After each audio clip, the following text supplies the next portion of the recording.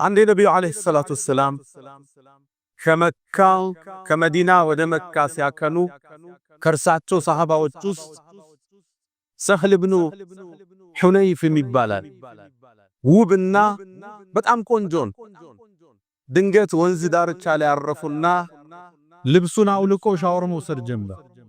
እሱን ከርቀት ዓሚር ብኑ ረቢዓ የሚባል ሰሃባይ፣ ሁለቱም ሰሃባ ናቸው። ከነብዩ ጋር ነው እየተጓዙ ያሉት። ድንገት ተመለከተው። ሲያየው ራቁት ነው፣ ገላው ነጭ ነው ተፈጥሮ፣ ቅርጹ በጣም የሚያምር። ልክ አየውና ተገርሞ እንዲህ አይነት ገላ፣ እንዲህ አይነት ውበት አይኔ አይቶ አያውቅም። የምትመስለው እኮ ፀሐይ እንደይነካት ለዓመታት ገላዋን ሰትራ የቆየች ኮረዳ ነው የምትመስላት። ይሄን ተናግረው ተዞራ ወንዙ ላይ ወደቀ። ሰክኖ ወደቀ።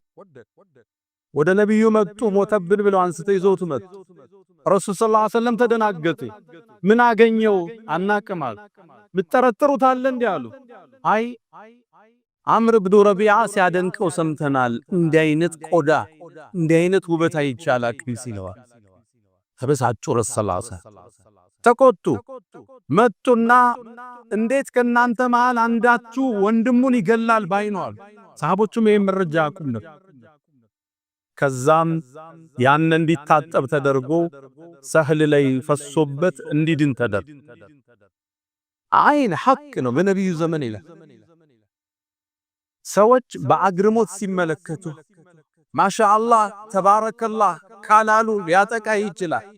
አሊያም አንተ ጧትና ማታ በአዝካር በቁርአን ማትጠበቅ ከሆነ ተጠቂ ልትሆን ትችላለህ።